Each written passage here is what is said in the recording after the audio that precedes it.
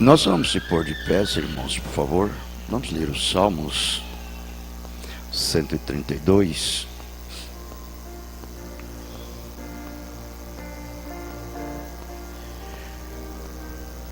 O zelo de Davi pelo templo e pela arca, as promessas feitas por Deus.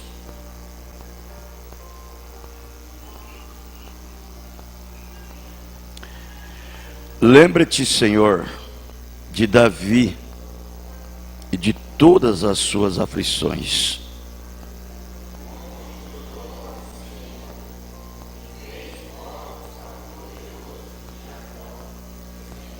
Certamente que não entrarei na tenda em que habito, nem subirei ao leito em que durmo.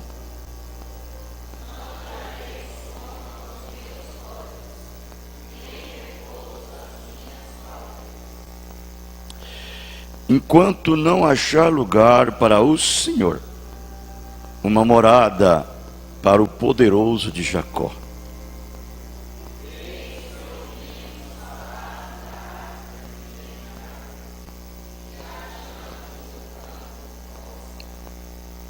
Entraremos nos seus tabernáculos, prostrar-nos-emos ante o cabelo de seus pés.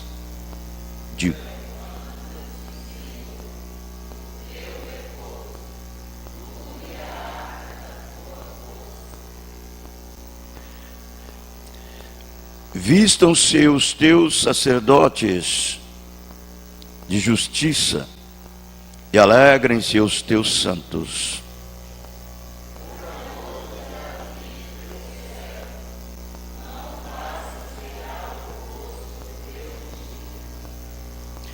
O Senhor jurou a Davi com verdade e não se desviará dela. Do fruto do teu ventre porei sobre o teu trono.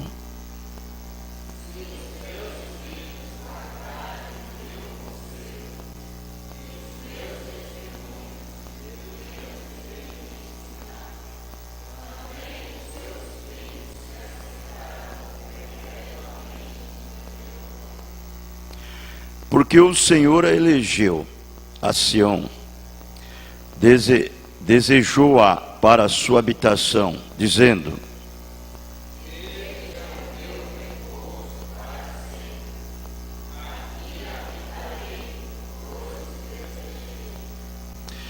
abençoarei abundantemente o seu mantimento, fartarei de pão os seus necessitados.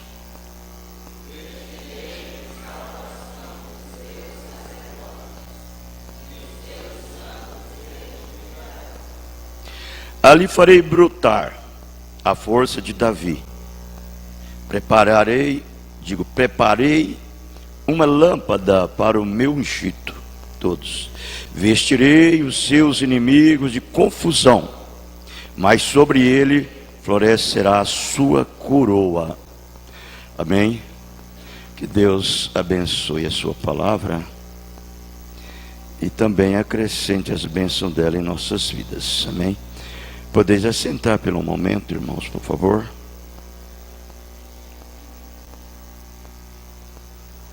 O verso 8. Levanta-te, Senhor, no teu repouso, tu e a arca da tua força.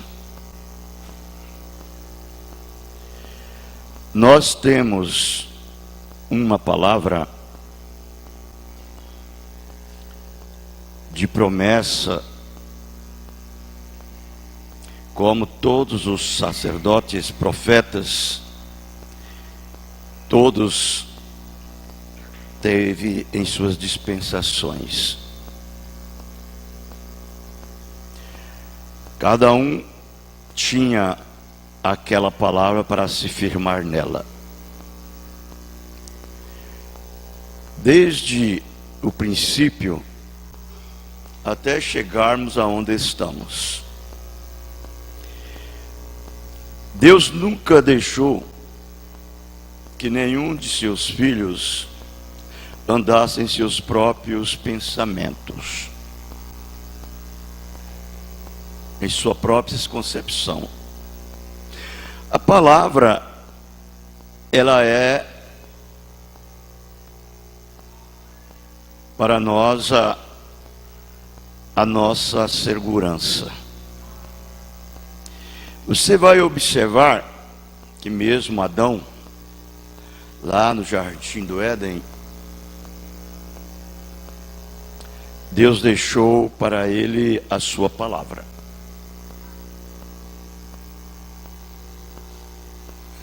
Ele disse a Adão, talvez ele não tinha o tanto quanto nós temos hoje.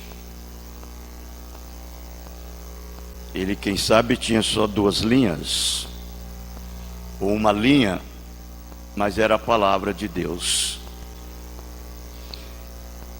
Deus disse, se ele permanecesse com a sua palavra, ele viveria. Se ele não permanecesse, ele morreria. E Deus sempre tem sido o mesmo, e Ele sempre tem velado por sua palavra para cumprir. Ele falou através do seu profeta, ele diz, viste bem, porque eu velo pela minha palavra para cumprir. Não pense em ninguém que pode fazer o que bem quiser e que Deus é obrigado com aquilo. Deus não é obrigado com nada, a não ser com a sua palavra. Ele entrincheirou seus filhos atrás de sua palavra. A nossa segurança está na palavra.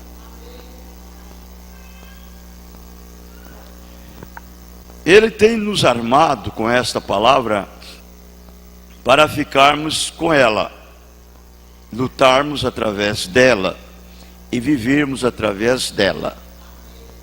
Ela é o nosso pão, ela é a nossa água, ela é a nossa vida, ela é a porção de nossa alma. A palavra de Deus, ela é completa. Ela não deixa a desejar nada. Para que então nós saímos fora da linha da sua palavra para buscarmos algumas coisas que precisamos. Mesmo quando ele deu para Adão aquela pequena palavrinha, nela estava tudo o que Adão precisava. Tudo. Como nós saberíamos ou sabemos disto? Você vai observar que Deus disse para Adão que se ele permanecesse com aquela palavra que ele deu, ele nunca morreria, ele teria vida eterna. E nós vamos ver que dentro da vida eterna tem um domínio e um controle de tudo. De tudo. Até o ponto que ela dá a você o que você precisa nesta vida e no além. Adão, ele não tinha, talvez, nem 1/10 nem 1% de toda a palavra que nós temos. Mas Adão tinha tudo. Ele tinha tudo.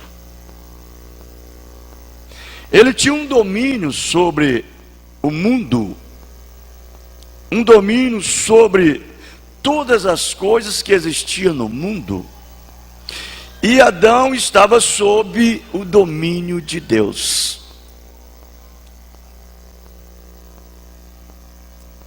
Ele controlava todo o universo.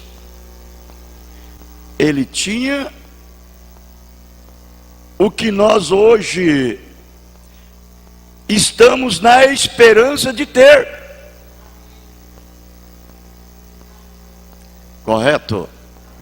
É a verdade. É a verdade. Adão tinha a palavra falada.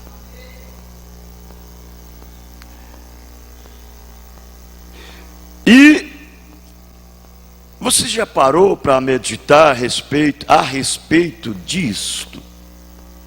O que é que um cristão precisa hoje? É de chegar a esse lugar. Porque, na verdade, o homem, por desobediência, perdeu essa coisa maravilhosa, sobrenatural.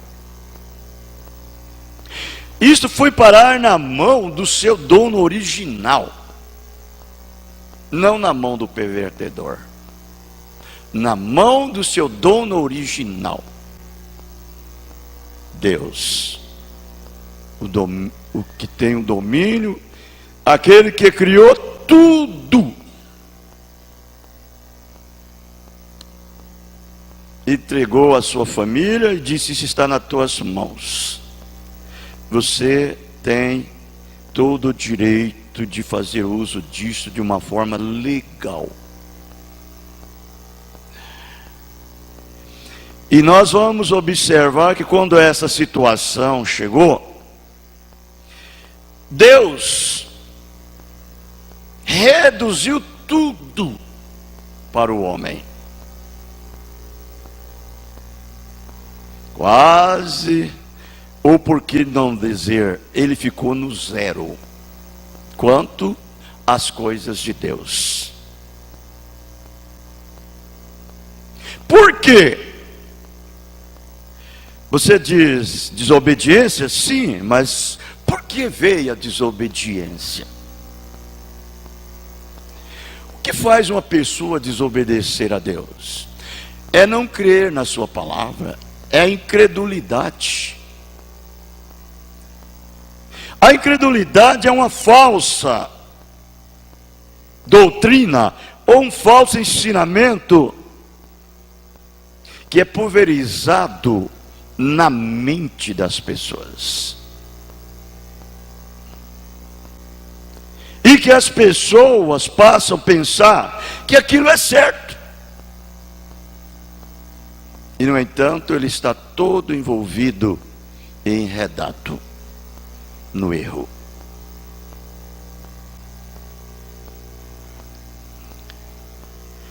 E isso trouxe a essa decadência, voltou inteiramente tudo de volta para a mão de Deus.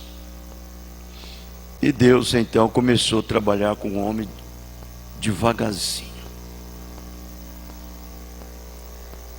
Aí nós vamos observar, irmãos, que Deus ele usou para dar ao homem, começando com uma sombra. Uma sombra daquilo que era uma vez uma imagem real, concreta, definida. Aí Deus então começou a trabalhar com uma sombra, não porque Deus quis fazer isso somente, mas é também porque o homem ele caiu numa fragilidade que não poderia mais suportar o peso da eternidade sobre ele.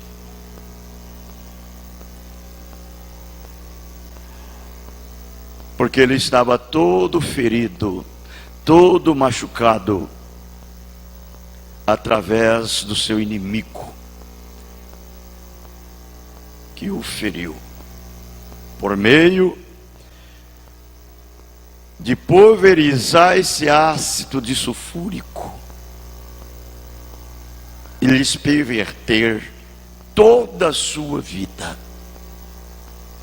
Aí você vê Deus começando bem com delicadeza, com cuidado, com carinho, com amor. Deus não estava vingando o homem, nem está. Ele jamais faria isso. Ele não é um Deus vingativo, Ele é um Deus de amor.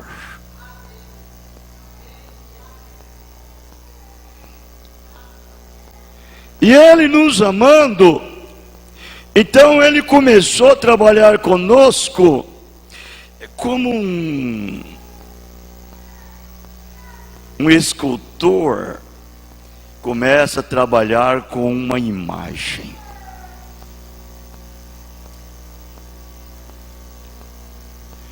Ele trabalha com a imagem, começando talvez com uma pedra brusca, ou com uma tora de pau brusca,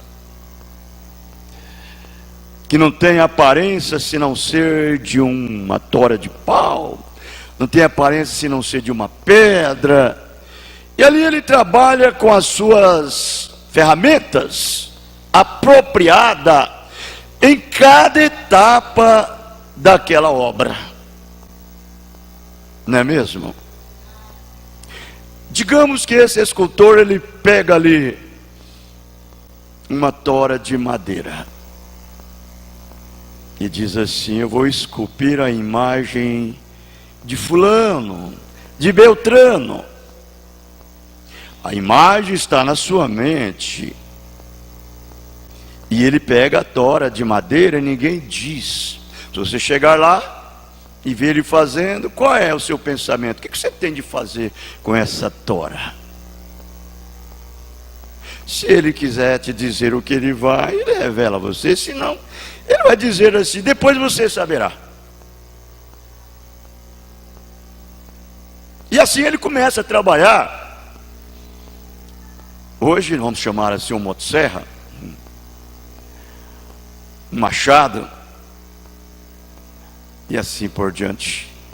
Mas quando ele termina com aquelas ferramentinhas bem pequenininhas, catando os pequenos detalhes, defeitos que restam.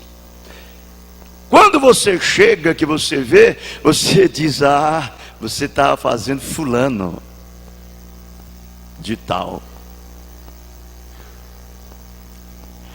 É como Deus está tratando com cada um de nós. Por isso que você vai ver em Filipenses, no capítulo 1, verso 6, ele dizendo: porque aquele que começou a boa obra em vós, ele há de aperfeiçoar até o dia de Jesus Cristo.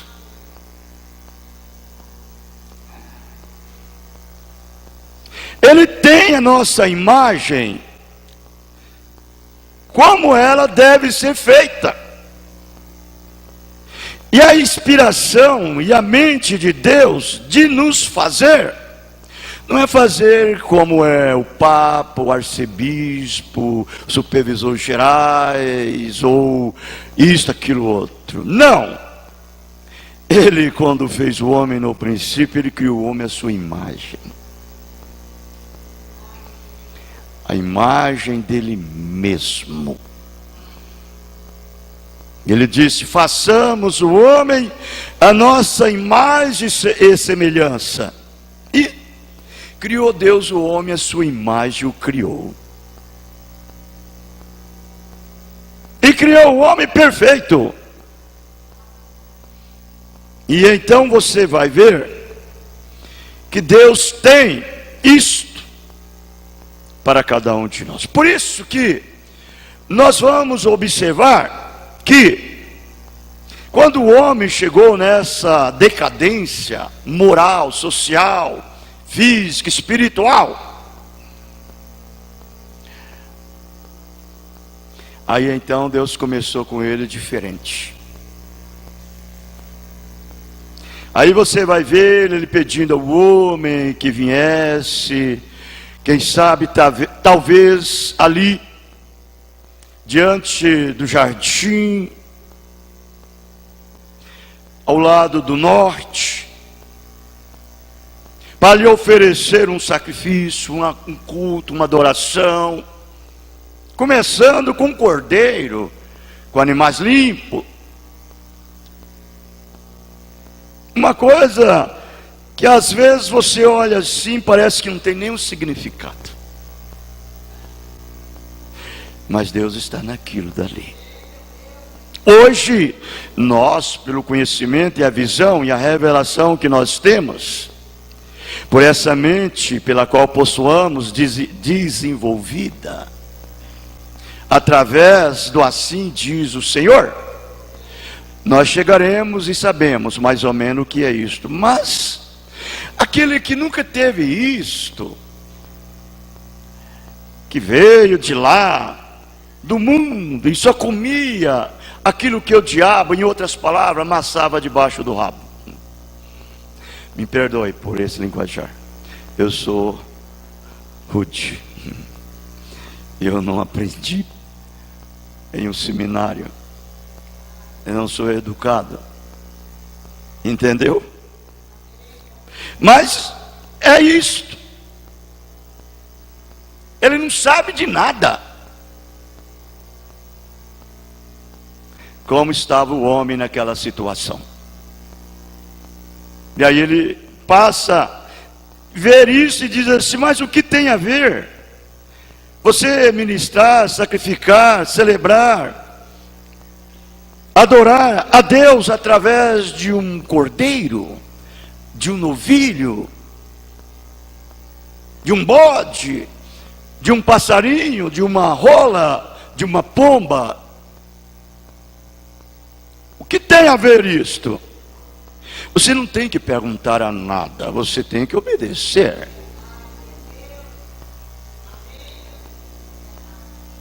Faça-os. Deus sabe o que faz, nós não sabemos. Nós somos as pessoas mais rudes, espiritualmente falando. Então nós precisamos de que o mestre nos ensine.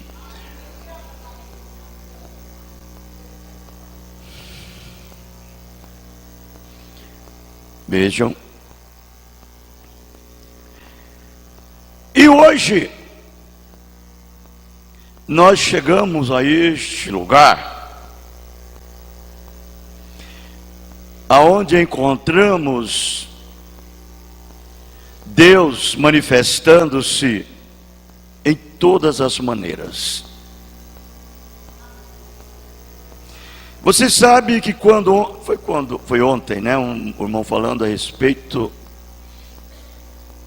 de Deus falar para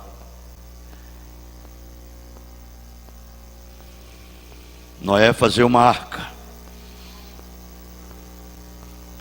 Pediu que Noé fizesse uma arca. Por que ele pediu aquilo? Porque o gênero humano, a massa, ela havia chegado a uma determinada degradação de pecado, de corrupção, que aquilo subiu até os céus, e Deus não suportou mais.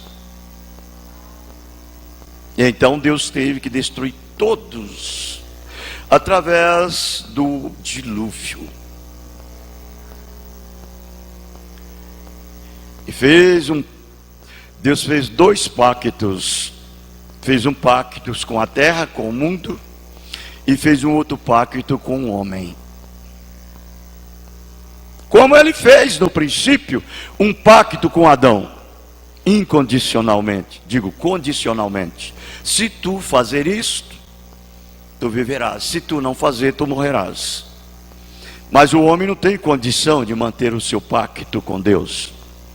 E o homem caiu, morreu. Agora Deus fez um pacto por si mesmo, com o mundo. Você sabe qual é o pacto? Não pacto com o homem, mas com o mundo. Você sabe? O pacto que ele fez com o mundo, irmãos, foi o arco-íris. Depois que ele destruiu o mundo, e aquela corrupção que existia, tudo através da água, matéria, não espíritos, matéria. Água não mata espírito. Água às vezes mata as matérias. A vida natural. Depois que ele destruiu, ele se disse assim: eu não vou mais destruir o mundo, a terra, por causa do homem. E deu um pacto ali mostrando o arco-íris com 7 cores. Todas as vezes que você vê formar o tempo chover, você vê o arco-íris. Ali Deus está dizendo assim: nunca mais eu destruirei a terra com água. É um pacto. Aquele pacto tem 7 cores, porque aquilo ali representa Deus. Representa Deus, a sua natureza.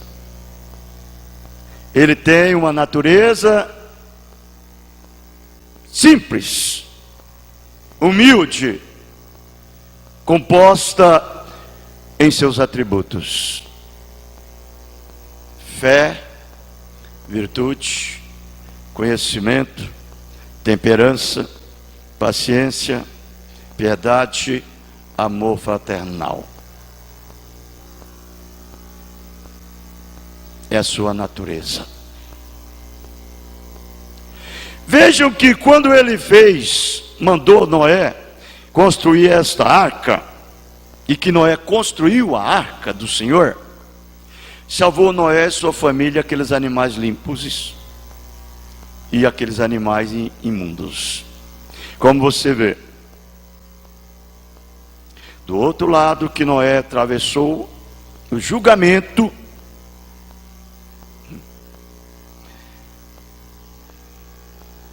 aí então você vai ver que o homem se embriagou em sua festa, em sua bebedeira. Noé se embriagou de tal maneira que ele perdeu a sua consciência.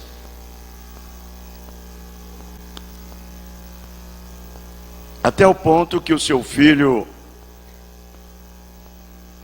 zombou-se de seu próprio pai, da nudez do pai. E então, depois que ele fez isso, Deus fez um pacto com Noé.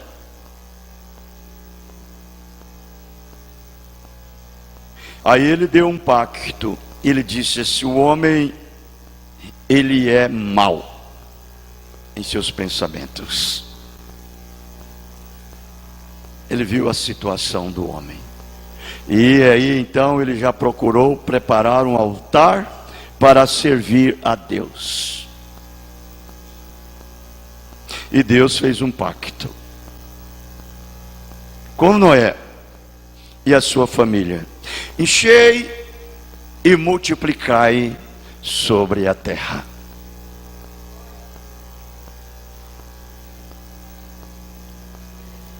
Povoará o mundo. Olha como ele disse: povoará o mundo.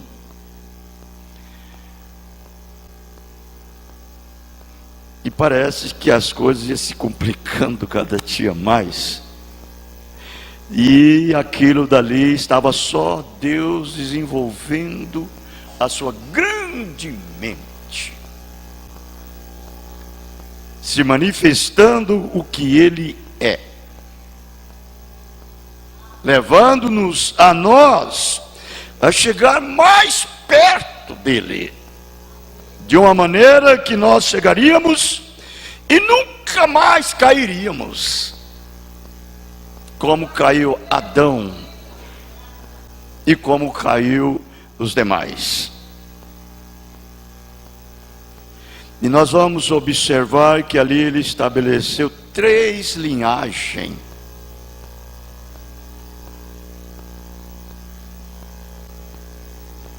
que era Cã, Sem e Jafé. E através dessas três linhagens, ele separou o seu povo. E Deus nunca precipita nada. Talvez seria naquele momento que seria a hora de Deus se introduzir-se por completo dentro do homem, mas ele não fez. Ele esperou. Nós vamos observar que através de Sem, ele trouxe uma linhagem. Através de Jafé, ele trouxe a outra linhagem. E através de Cã, ele trouxe outra linhagem. Ele trouxe a sua descendência pura, no sentido, através do seu pai, sua biologia, genealogia física, no natural, que era através de Sem. Você vai ver que ele separou para si um homem com a sua família, Abraão. Abraão, sai do meio da sua parentela, e através de ti far-te-ei uma grande nação, e levantará um povo, e através dos seus lombos virá príncipes e reis, grandes homens potestados, poderosos, famosos, e famoso, e famoso, e o famoso. Deus fazendo isto. E deu aquela promessa para Abraão, não como deu para Adão. Ele deu diferente. Ele disse para Abraão: eu vou dar a você uma promessa incondicional.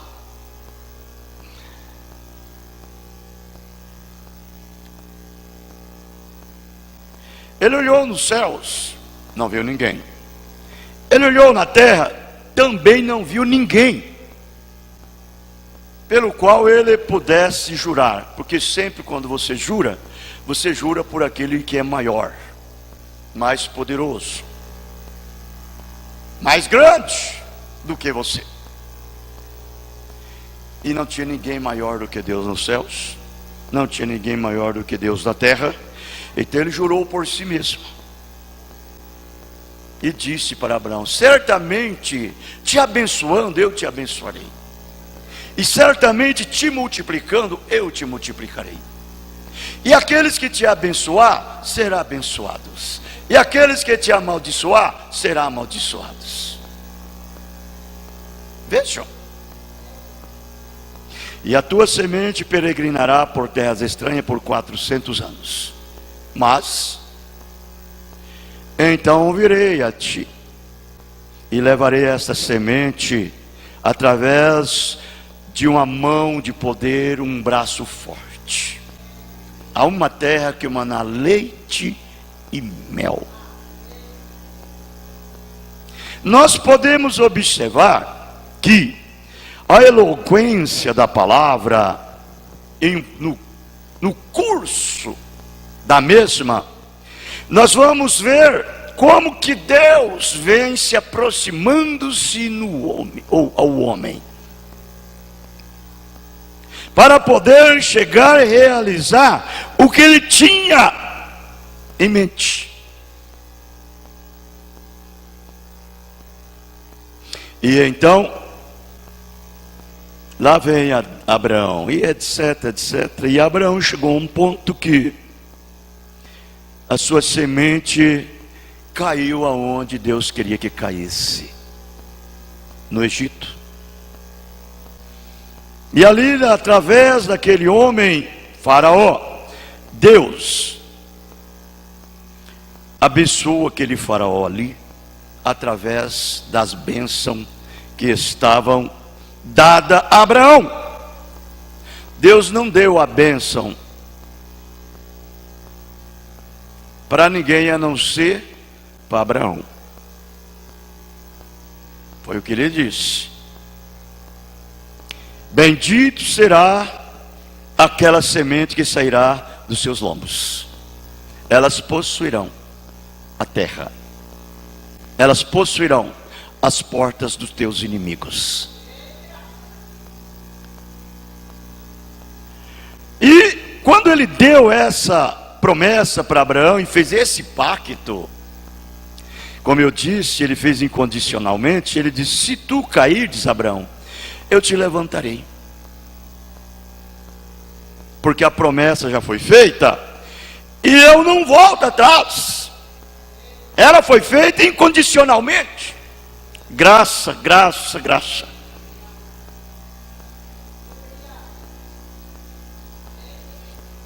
E nós vamos observar que quando Deus abençoou Abraão e a sua semente, Faraó foi abençoada por ela.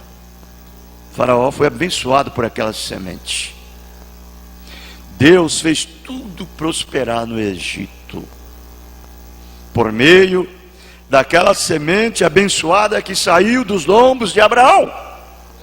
Porque de Abraão veio Isaque, de Isaque veio Jacó, de Jacó formou Israel. E você vai ver que Jacó, com seus 12 filhos, acabou indo para o Egito. E Deus mandou José na frente para preparar o lugar para os seus irmãos, para a sua família. José sendo um tipo de Cristo, um tipo de Jesus.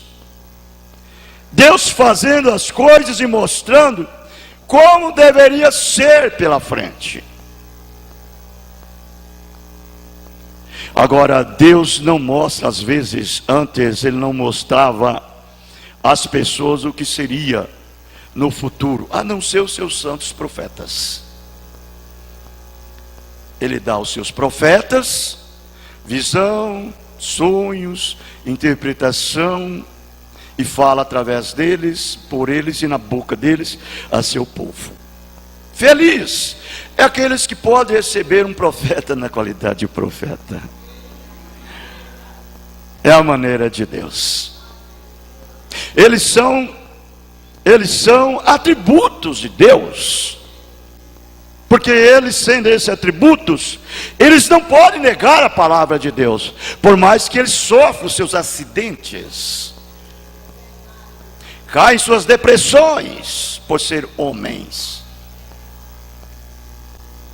Por isso que Deus diz: se cairdes, eu levanto. Eu não vos deixarei prostrados.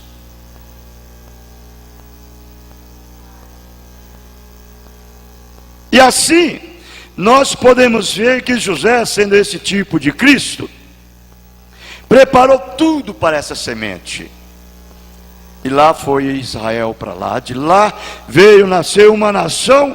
Os 12 patriarcas formou uma nação através da descendência de Sem. E quando Deus deu a promessa para Abraão pela fé, Ele não deu pelas obras, no sentido, falando como uma nação no natural, mas Ele estava falando pela fé, como uma nação no espírito, que abrangeria não só um lugar, um país, mas um mundo. Um mundo. Por isso que quando ele disse que a promessa foi dada a Abraão pela fé e não pelas obras. Pela fé. Abraão já tinha revelação. Quando essa revelação cai no coração de um homem, Satanás pode levantar tempestades, problemas, em sua vida, no seu caminho, ele não consegue derrubá-la. A revelação é o firme fundamento das coisas que se esperam e a prova das coisas que não se veem. Talvez você não vê com os olhos naturais, mas você vê com os olhos da fé. Por isso você nunca desoneste. E quando Deus fez isso para Abraão, Ele não fez visando uma nação, Ele fez visando o mundo. Porque a semente de Abraão pela fé não era aqueles que nasceu pelo sexo. Se fosse pelo sexo, seria só Israel, e assim mesmo alguns, porque nem todos que nasceram de Abraão são herdeiros, mas só aqueles que são do interior. Então vejam, quando Deus deu essa promessa, Ele deu estendendo o mundo. A verdadeira semente de Abraão são aqueles que são nascidos de Abraão pela fé. Por isso Deus chamou Abraão o pai da fé. O pai da fé. Por quê? Ele foi o exemplo. E Deus deu a promessa que Abraão teria um filho. Ele não cumpriu a sua promessa assim que ele prometeu. Aquilo passou 25 anos. Quando Sara era novinha,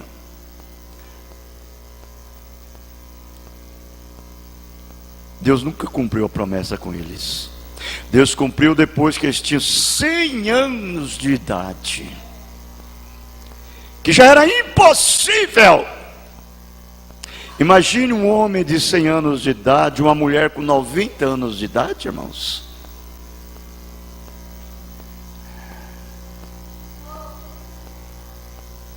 As coisas que é impossível para os homens, é possível para Deus. A semente de Abraão, ele crê na esperança contra a esperança.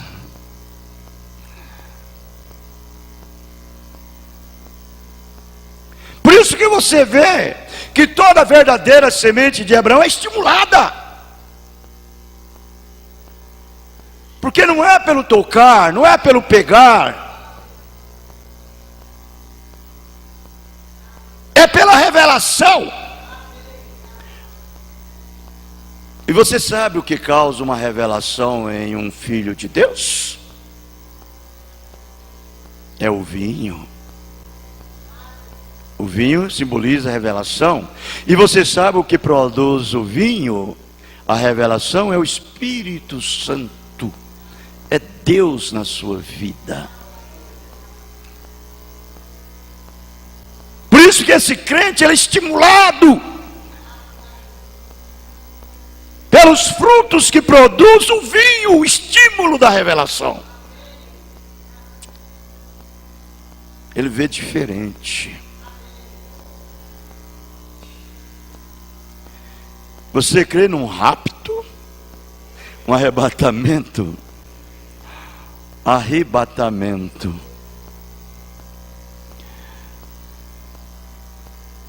É para isso que é nos dado esta revelação. E então, nós vamos observar que essa veio a descendência de Sem, a outra era a descendência de Jafé. Jafé era a descendência dos samaritanos, um povo terrível, mas que esperava o Senhor Jesus também. Esperava o Senhor Jesus. Os samaritanos. Você vai ver que aquela mulher lá de Samaria, a ex-prostituta, aquela samaritana, o que foi que fez Deus ir até ela? foi porque ela esperava também por isso, como Abraão, pela fé e não pelos atos, porque se fosse pelas obras, ela já estava sido excluída há muito tempo. Ela era uma prostituta. Mas quando Deus ia descendo de Jericó para Jerusalém, ele foi forçado a passar por Samaria e ir até atrás da colina em uma cidadezinha chamada Sicá. Ali tinha um determinado lugar e uma determinada herança que Jacó havia adquirido com a sua própria espada e dada mais a José, seu filho.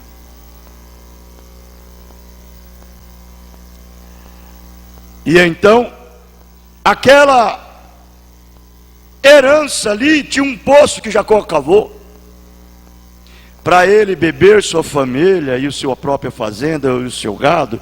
E depois aquilo acabou e ficou, o pessoal foi acabando e aquilo ficou destinado ao público.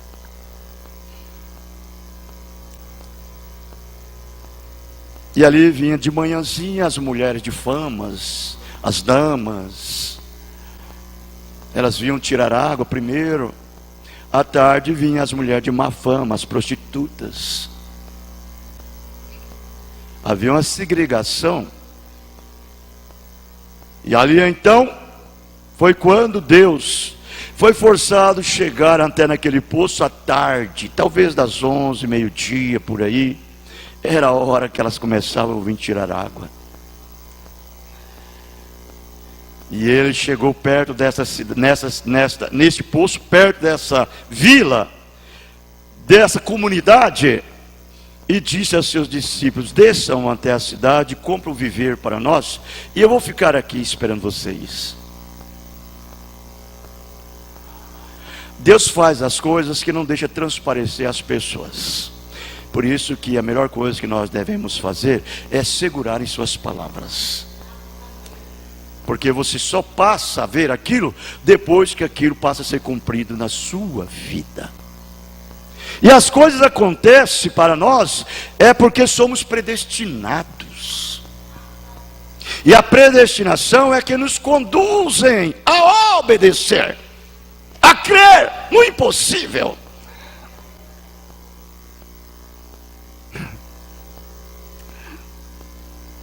E quando aquela mulher chegou ali, talvez ela vinha perturbada, aflita, desesperada, o seu estado de vida é melancólico. Ela estava numa situação e uma crítica horrível. A sua vida era uma crítica tremenda. Todo mundo tinha um olhar para ela negativo. Ela não sabia, eles não sabiam porque ela estava daquele jeito. Mas o profeta disse que talvez ela teve uns pais muito infantes, que não soube lhes criar quanto era nova. Deixou ela solta, uma libertina. E ela foi e chegou numa situação como aquela.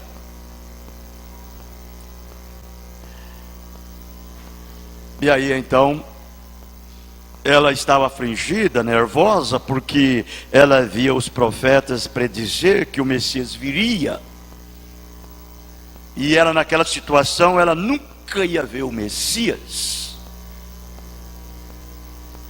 E ela via naquela forma mal-humorada, e nem viu nada. Simplesmente vinha com o seu cântaro, e desceu ali no poço. Quando ela começou a descer o cântaro, ela ouviu uma voz por trás dela: mulher, dá-me de beber.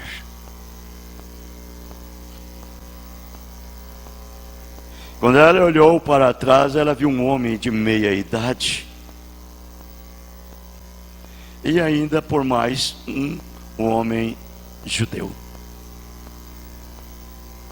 Ela disse: há uma segregação entre os judeus e os samaritanos? Por que pede você água de beber a mim? Ele disse: mulher, se tu soubesse quem te pede de beber, tu pediria águas vivas. e ele te daria, e tu nunca mais teria sede. Ela olhou para ele, olhou no poço, disse: Senhor, o poço é fundo, e tu não tem com que os tirar. Onde, pois, tendes águas vivas? Dê-me desta água, Senhor, para que eu beba. És tu maior do que o nosso pai Jacó, o que cavou, ele próprio, sua família e seu gado, bebeu sua fazenda desse poço? Dá-me, pois, dessa água para que eu beba e não venha ter mais sede. E vim aqui para tirá-lo. Ele disse: vai e chama o teu marido. Ela disse: eu não tenho marido. Eu não tenho marido. Ela era uma mulher descomprometida. Às vezes as pessoas descomprometidas assim, é até melhor para Deus trabalhar com elas, porque elas não estão presas em nada. Ela sabe que a sua vida ou é Deus ou não é nada. Essas pessoas muito agarradas nas coisas, é difícil. Agarrada no seu sistema, agarrada nos seus credos, agarrada nos dogmas, agarrado nas suas religiões, agarrado nas coisas terrenas, agarrado em marido, agarrado em mulher, agarrado em família. É difícil para Deus trabalhar com eles. Mas ela não tinha nada. Ela disse: eu não tenho marido, Senhor. Ele olhou para ela e disse: bem a verdade, não tem marido, porque tiveste 5. Olha, o que agora vive não é teu marido.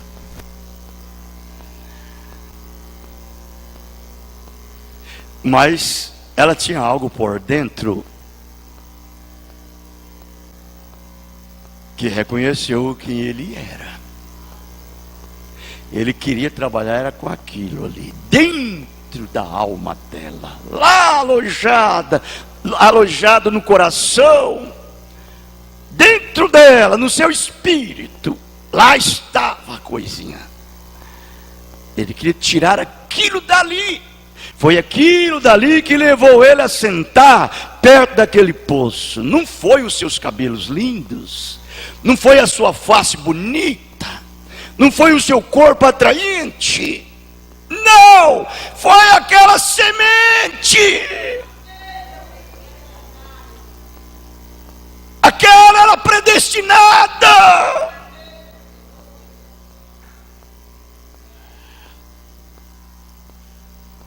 E quando ele disse para ela: disseste a verdade, não tenho marido, porque tiveste 5, e o que agora vives não é teu.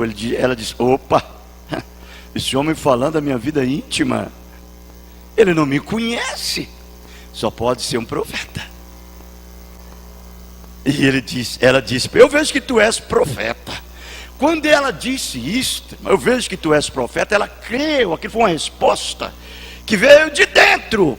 Mas você sabe o que o Satanás fez? Cruzou, bloqueou aquele pensamento. O diabo na hora bloqueou o pensamento dela, para tentar transtornar o quadro. Porque naquela hora ele sabia que ela ia perder ela. Ele bloqueou. Então foi logo, ele falou na boca dela: os judeus, os nossos pais dizem que o lugar de adorar é em Jerusalém, e vós dizeis neste monte. Olha onde ele foi levar ela: para a igreja, para a religião, para o sistema do homem. Mas Deus, ele conhece tudo. Oh, ele diz: mulher, a hora vem. A hora vem que você deve adorar a Deus não em Jerusalém, nem neste monte, mas Ele está atrás daqueles verdadeiros adoradores. E a hora é esta, que o Pai busca aquele que adora Ele em espírito e em verdade.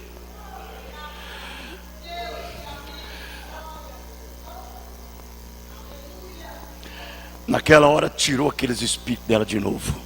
Satanás não pôde entrar mais. Ele não pôde bloquear mais. Aí então foi quando ela veio e disse: os profetas têm dito que quando o Messias, o ungido, viesse, seria conhecido por meio desses sinais. Ele disse: eu sou, mulher, o Messias que falo contigo. Vai e não peques mais. Desse jeitinho, irmãos. Essas são a raça, meu Deus, essas são a raça dos samaritanos. Desse jeitinho. E a nossa raça é a raça de Cã. É a raça mais nojenta que existe, mais imunda. Não vale nada, não presta para nada. Povo amaldiçoado.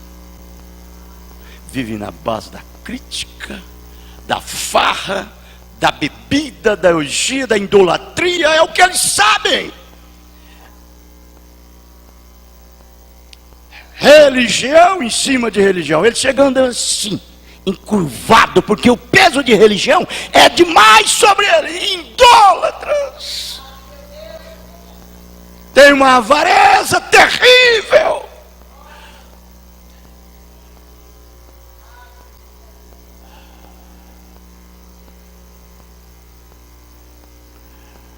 Mas como não é pelos atos e pelas obras, é pela fé, é por graça, é um dom imerecido.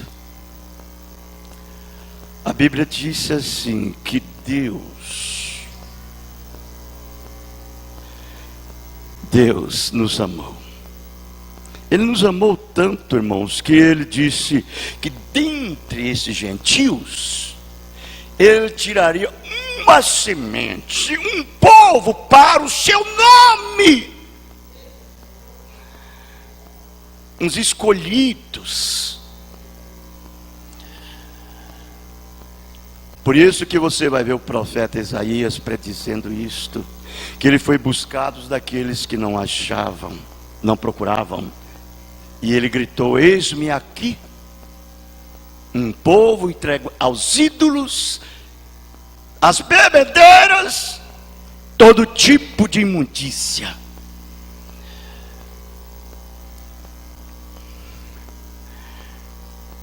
Essa raça de Cã, eles são amaldiçoados.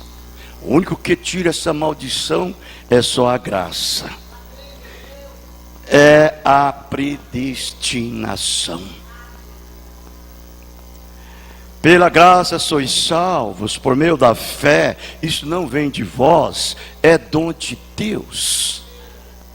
Não pelas obras ou pela carne, para que nenhum homem se glorie ante ele.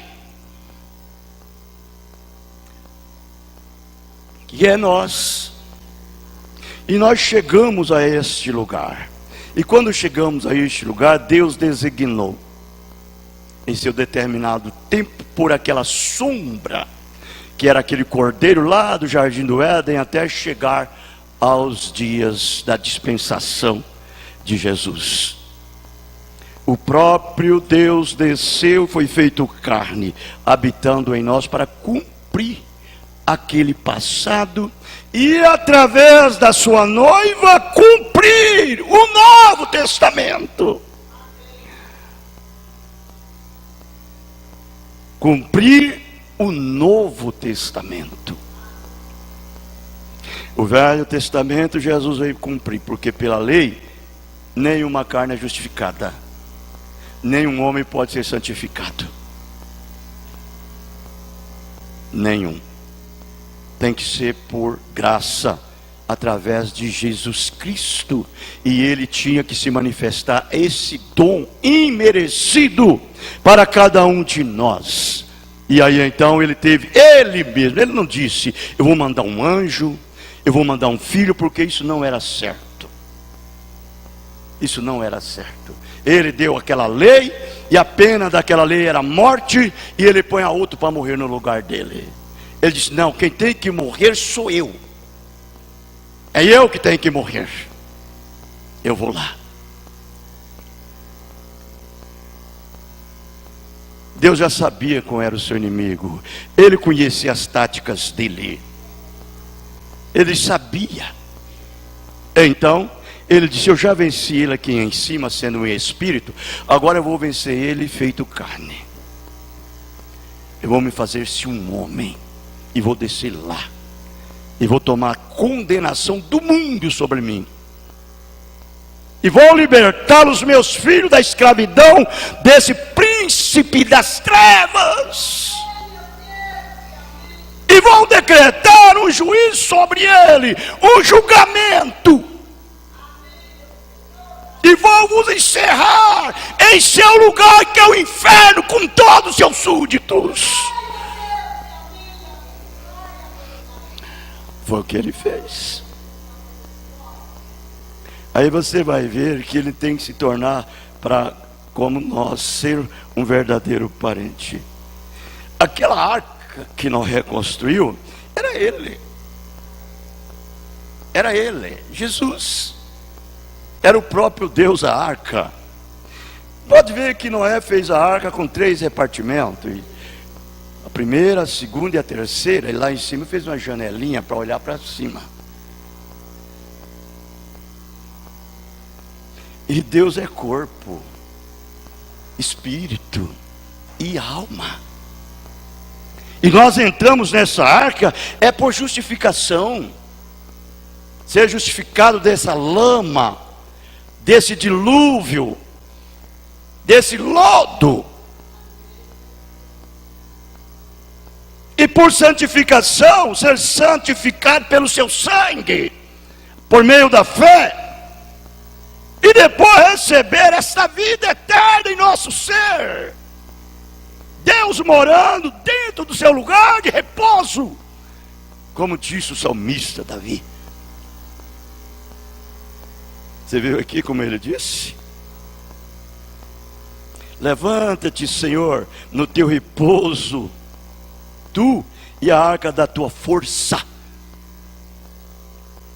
Quando essa palavra se materializa em você, você se torna a arca de Deus. O lugar que Deus descansa. Em você tem essas 3 partes. Justificação é onde ficavam os animais nojentos e imundos. Santificação ficavam os animais limpos na arca. E a terceira etapa ficava Noé e sua família.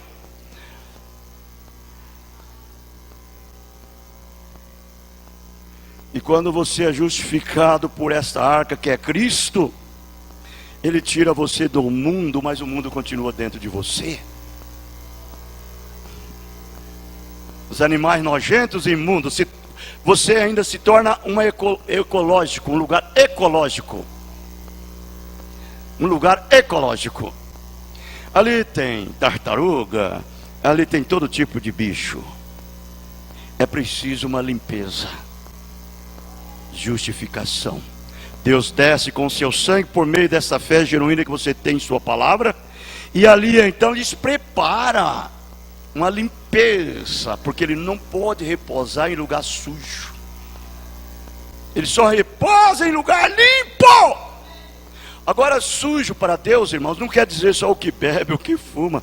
Olha, se você não é novo, nascido de novo, tem essa velha natureza, você é tão sujo quanto as paredes do inferno. Você tem que morrer para si mesmo. Tem que morrer para a sua própria imaginação, para a sua própria consciência, para o seu próprio raciocínio, para a sua própria memória, para os seus próprios afetos. Senão você continua ainda esse lugar nojento. Deus nunca nunca vai repousar em você.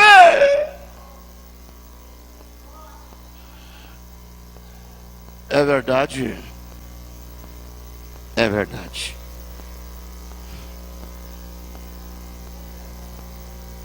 Veja como ele fala no verso 12.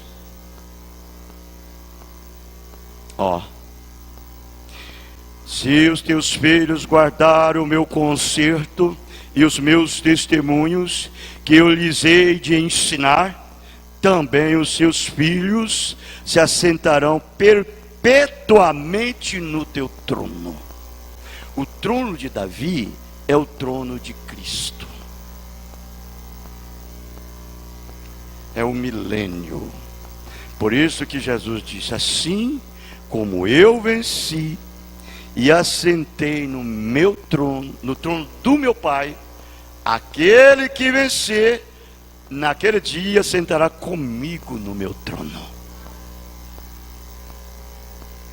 Trono, ele se assentará no trono dele como filho de Davi, herdeiro do trono no milênio. Correto? Ele disse aqui no verso 13: porque o Senhor elegeu a Sião, desejou-a para sua habitação, dizendo: esse é o meu repouso para sempre, aqui habitarei, pois o desejei. É você, é essa filha de Sião, é esse filho de Sião, que Deus tira todas as imundícias de você. Por isso que o profeta Isaías disse no capítulo 3, que aquele que escapar de toda essa corrupção que há,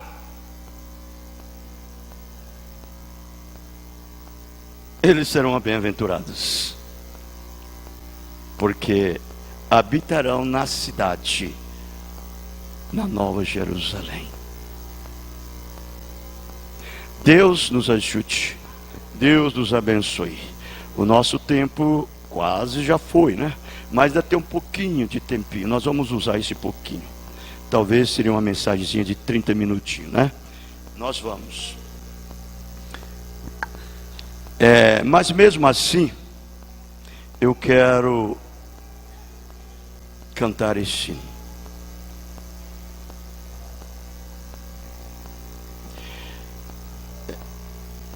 Ó filhos de Sião. Cadê? Vocês sabem eles?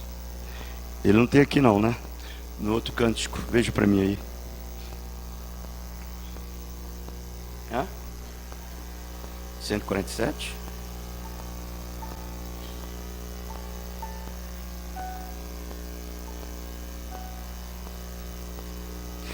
Nós vamos cantar esse hino, né? O 147.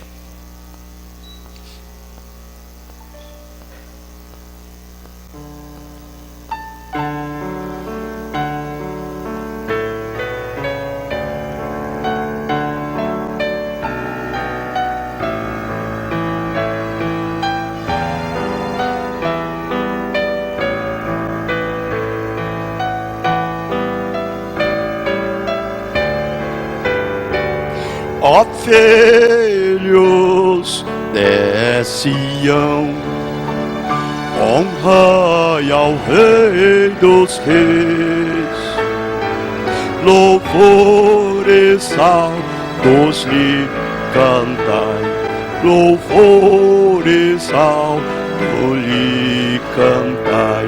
Guardai as santas leis, guardai as santas leis.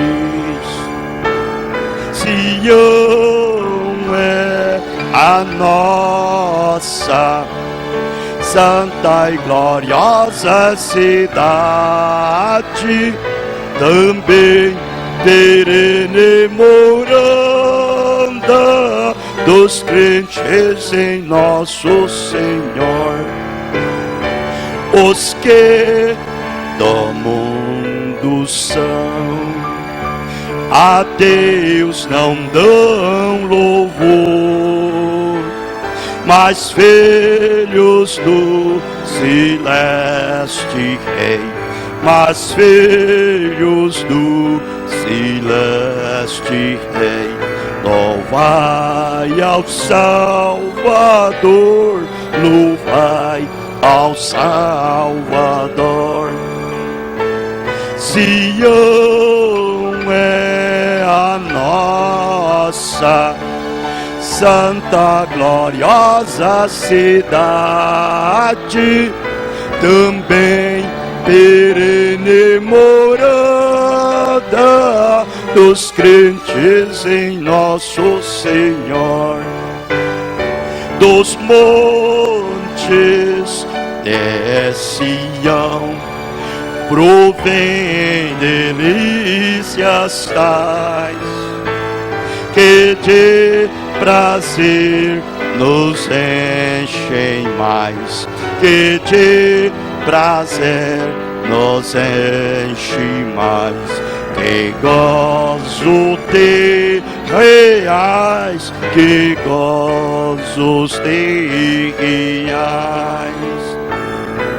Sião é a nossa santa e gloriosa cidade, também perene morada dos crentes em nosso Senhor. Ó, venham no louvar os que seus filhos são, e se ergam já de mandar, e se ergam já de mandar. As pragas de Sião, as pragas de Sião. Sião é a nossa santa, gloriosa cidade.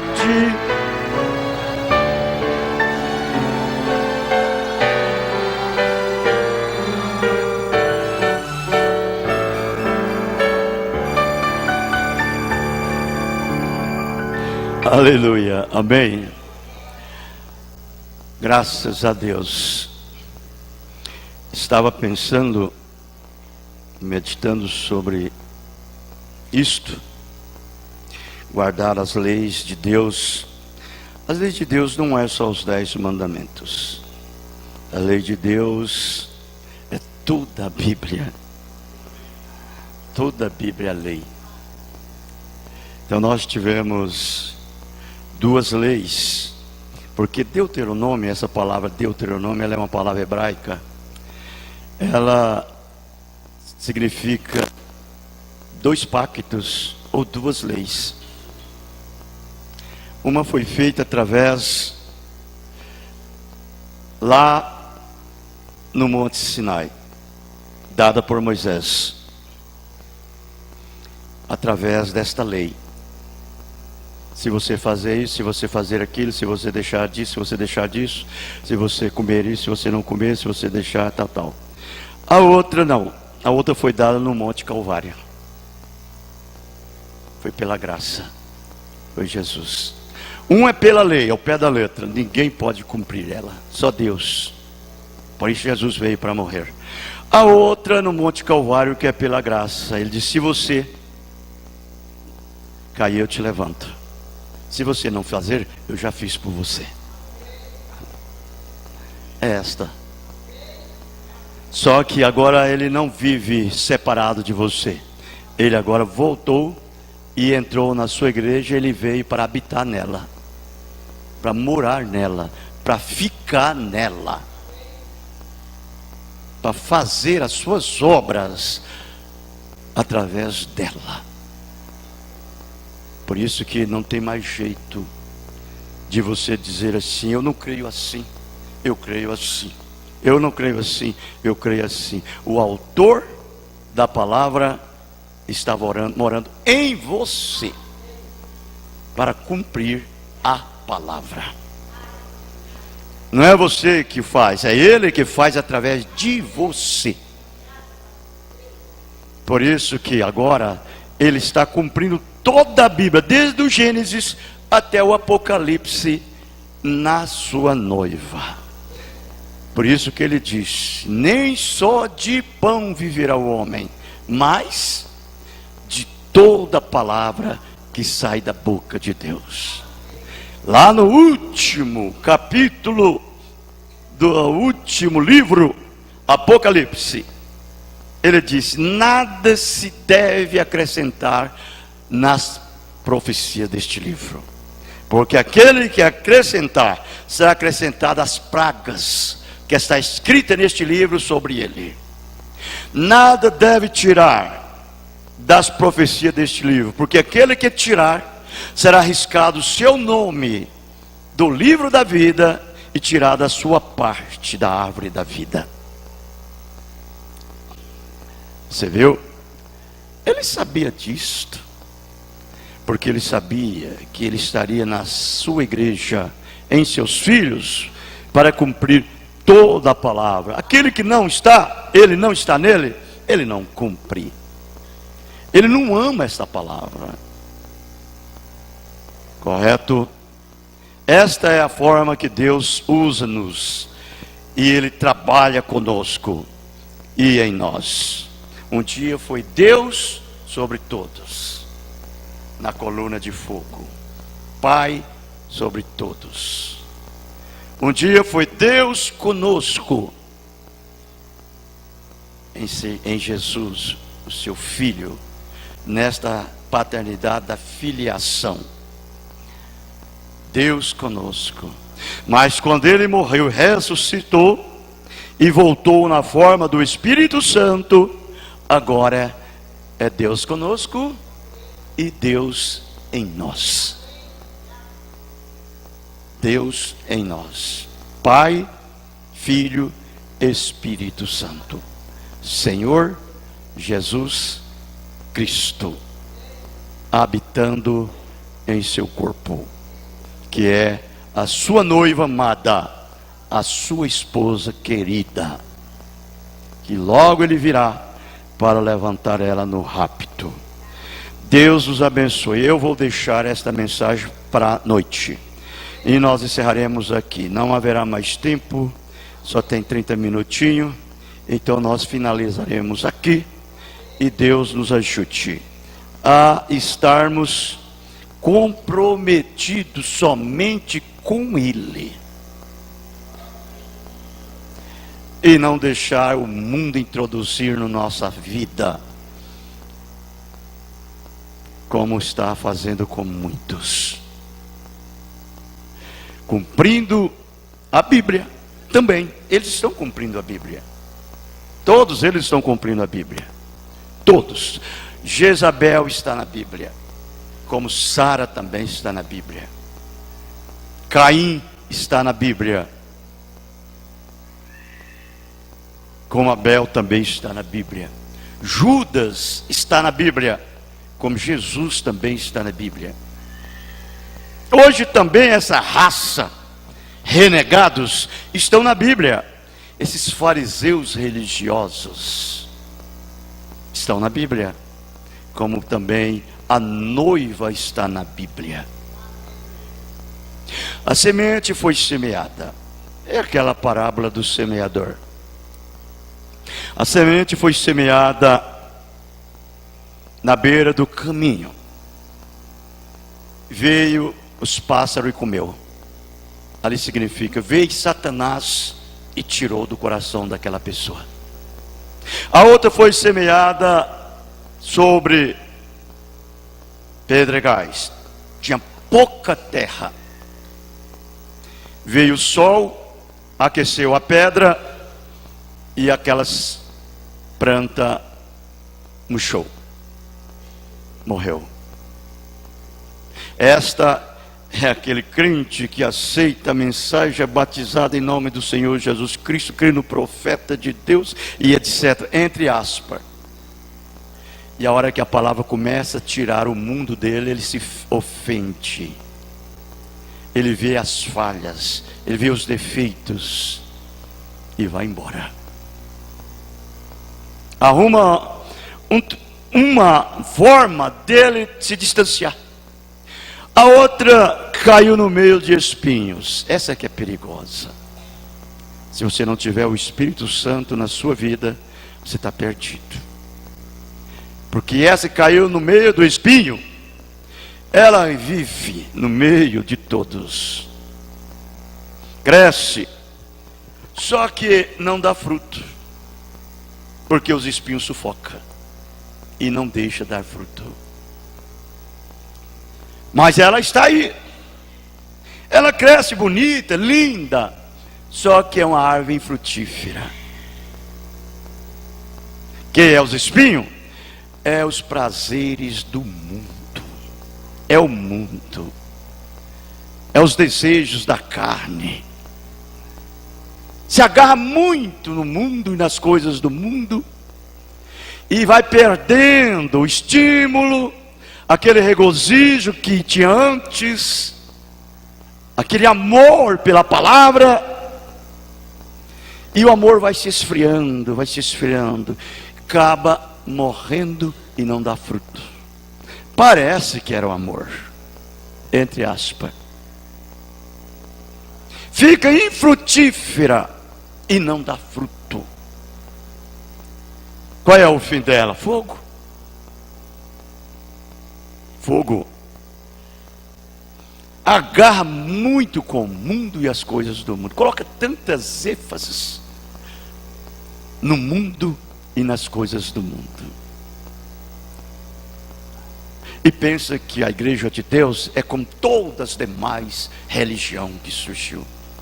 É mais uma religião, mais uma igreja, mais uma denominação. Não! A noiva, ela é separada. A noiva, a semente cai em terra fértil. A Bíblia diz assim, Jesus disse, ela produz 30%, ela produz 60%, ela produz 100%. Desse jeitinho.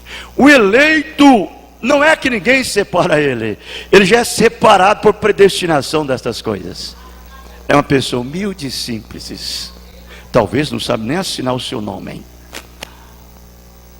Ele se afasta do mundo, desse conhecimento mundano, dessa influência mundana. Ele se torna, como eles dizem, um João Ninguém, um bobo alegre, um fanático, um santo rolador. Mas é esses que Deus gosta.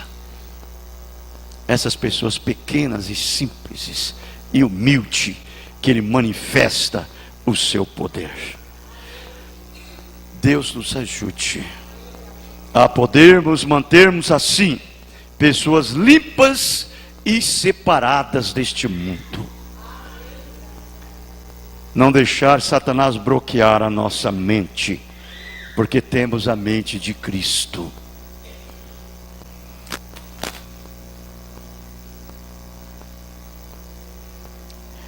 Paulo disse, quando eu fui a vós testemunhar o Senhor, eu não fui com sublimidade de palavras. Nada propus saber entre vós, senão a Cristo e este o crucificado. Estive convosco com fraqueza, temor e grande tremor. Mas a minha pregação, a minha palavra, não consistiu em palavras persuasivas de sabedoria humana, para que a vossa fé não apoiasse em homem, ele disse, mas no poder e na demonstração do Espírito. Aí ele vem dizer, todavia falamos a sabedoria de Deus entre os perfeitos, não a sabedoria deste mundo e a dos príncipes deste mundo, porque se aniquilam, mas a sabedoria de Deus oculta em mistério, que foi guardada para aqueles que o amam, para aqueles que são chamados segundo os seus decretos. Foi o que ele disse. E aquilo que não subiu no coração do homem, que o olho não viu, que o ouvido não ouviu, eles foi o que Deus nos revelou. Ele disse, ele nos revelou pelo seu Espírito, e seu Espírito penetra todas as coisas, ainda as profundezas de Deus, todas as coisas, e ainda as profundezas de Deus. Porque qual o homem que sabe o que está no homem, senão o Espírito que no homem está? Assim também ninguém sabe as coisas de Deus, senão o Espírito de Deus que nele habita. Mas nós, irmãos, não recebemos o Espírito do mundo. Não recebemos o Espírito do mundo, mas de Deus, para conhecer o que nos foi dado gratuitamente por Deus, não comparando as coisas materiais com as espirituais, mas as espirituais com as espirituais.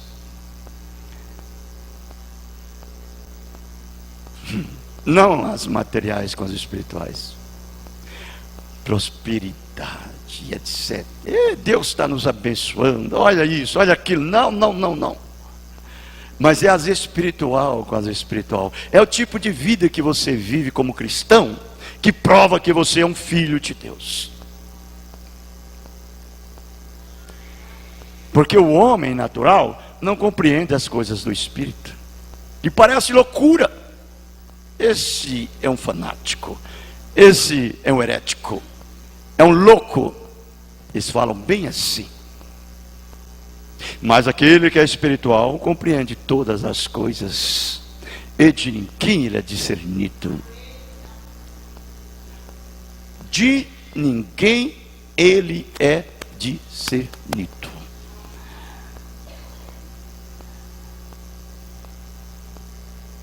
Porque quem compreendeu a mente de Cristo para que possa instruir? Mas nós temos a mente de Cristo, e de ninguém somos discernidos. Isto é a verdade. É Paulo, o Espírito Santo em Paulo, falando isso, endereçando esta epístola, esta carta à sua noiva, como que ela é. Essa é a característica da noiva amada. Deus nos abençoe, no nome do Senhor Jesus Cristo, com as nossas cabeças inclinadas. Senhor Deus, leva-nos em paz, guarde e nos protege de todos os males, agora e para todos sempre. Nós te agradecemos por isto, é no teu nome, o Senhor Jesus Cristo. Amém. Deus abençoe. Abençoe o outro no nome do Senhor Jesus Cristo. Estamos terminados.